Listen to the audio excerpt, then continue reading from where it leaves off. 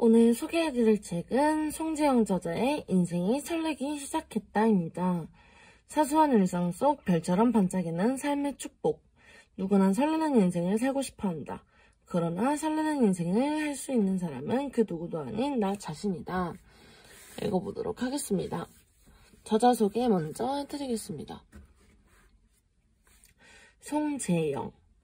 도심의 불빛들이 한눈에 보이는 산날망 허름한 집에 살면서도 꿈을 잃지 않고 살아온 청년이 50이 되어 두 번째 인생을 시작하며 쓴 글입니다. 주어진 환경에 대해 절망하기보다 극복하기 위해 노력할 때 위로와 용기가 되어주었던 마디마디의 추억과 장면들을 글로 옮기는 작업을 하였습니다. 이런 기억들이 기록되어 있기에 쓰러지고 넘어지더라도 결코 주저앉거나 포기하지 않을 것 같습니다. 현재 힘든 삶의 미래가 걱정되고 막막한 M세대 친구들, 부모 자식을 위해 청춘을 불사르고 이제 갈 길 잃어버린 젊은 오빠 누나들에게 이 글을 조금이나마 위안이 됐으면 하는 바람입니다. 목차부터 소개해드리도록 하겠습니다. 파트 1, 두근두근, 파트 2, 알콩달콩, 파트 3, 새록새록, 파트 4, 손도손으로 진행되는데요. 그럼 두근두근 읽어보도록 하겠습니다. 나의 집 짓기. 사람들은 집을 지으면 10년은 늙는다고 한다. 나도 집을 지었다. 집을 지으며 건축가나 설계사가 아니면 모를 많은 것들을 알게 되었다.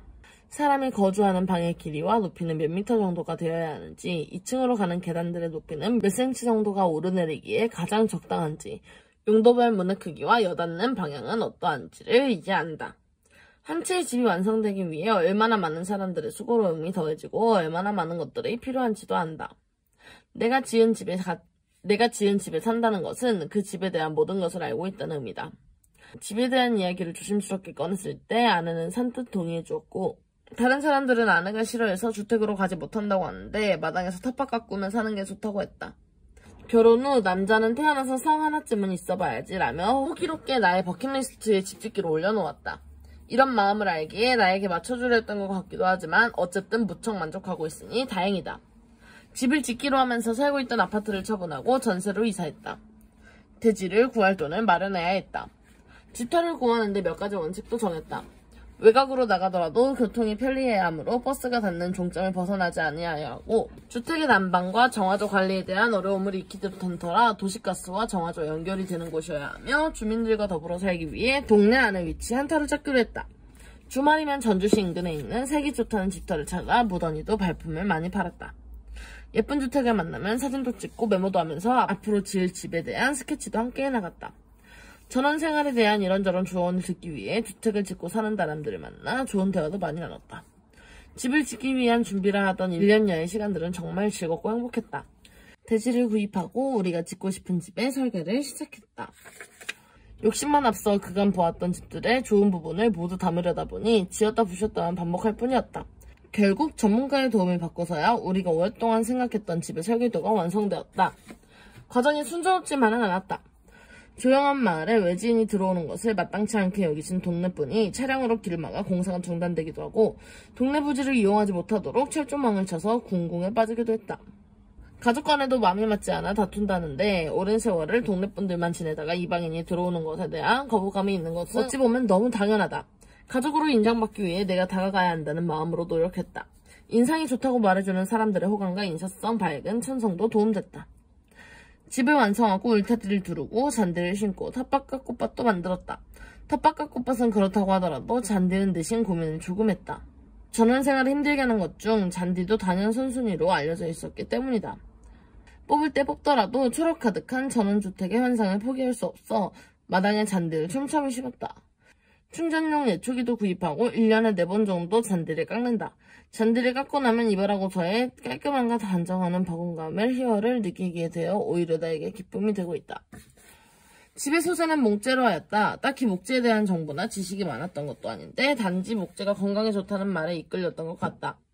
집의 틀을 잡기 위해 세워진 목재들을 보면서 인간의 골격 같다는 생각이 들었다.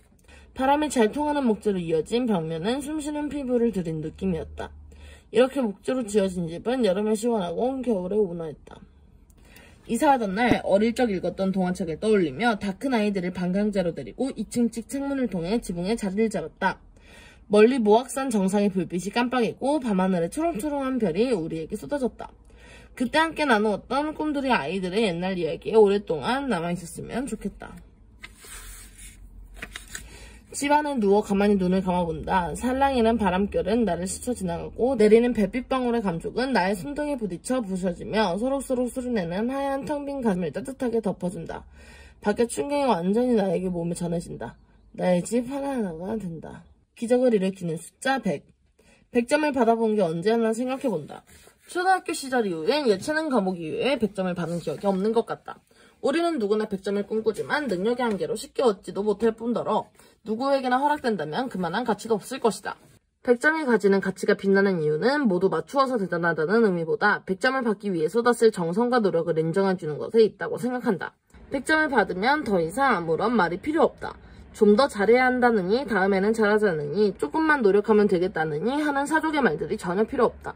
100이란 그만큼 경이롭기도 하고 완성된 느낌을 주기도 하며 뭔가 달성했다는 의미를 담고 있기도 하다. 학창시절에 공부를 잘하지 못한 나는 100이라는 숫자와 별로 인연이 없다. 졸업하고 사회에 진출하면서 가끔 시험을 봐야 할 때가 있었지만 꼭 100점이 필요한 시험은 아니었다.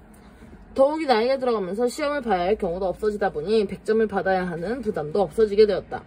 더 이상 100점은 나에게 큰 의미를 가지지 못했다. 그럼에도 인생에서 100이라는 숫자는 여전히 내 곁에 남아있다. 주변을 둘러보기만 해도 많은 사람들의 간절한 소망을 담아 100일치성, 100일기도, 100일 불공과 같이 100일간 정성을 다하는 것을 종종 볼 수 있다. 뭐든 100일 동안 꾸준히 한다는 것은 결코 쉬운 일이 아니다. 100점을 받는 것만큼 어렵고 힘들다. 그렇기에 100일간 소망하면 이루어진다는 믿음도 생겼을 것이다. 나도 100일 정성을 들인 적이 3번 있다. 처음 100일 미사는 큰애를 위해, 두 번째 100일 필사는 둘째를 위해, 마지막 100일 프로젝트는 나를 위한 시간이었다. 큰애가 고등학생이었을 때 많이 힘들어했다. 아버지로부터 아무것도 해주지 못하는 자책감과 무기력에 많이 괴로워했다. 그때 내가 다니던 성당에서 100일 새벽미사를 시작한다는 공고를 보았다. 많이 고민했다. 직장 생활하면서 하루도 빠지지 않고 100일 동안 새벽미사에 참가한다는 것이 결코 쉽지 않은 것을 잘 알고 있었다. 그래도 그땐 뭐라도 해야 된다는 절박감에 일단 시작했다. 겨울에 시작하여 봄이 되어 끝났다. 의외로 많은 분들이 새벽을 열고 성당에 모여 기도하는 모습을 보면서 많은 것을 보고 느꼈다. 가능 늦은 회식에 천금 같은 몸을 간신히 들쳐매고 참여한 미사에는 신부님이나 수녀님에게 전날 음주 후유증을 보여야 하는 민망함도 있었다. 한 달 정도는 일어나는 것조차 무기력했다.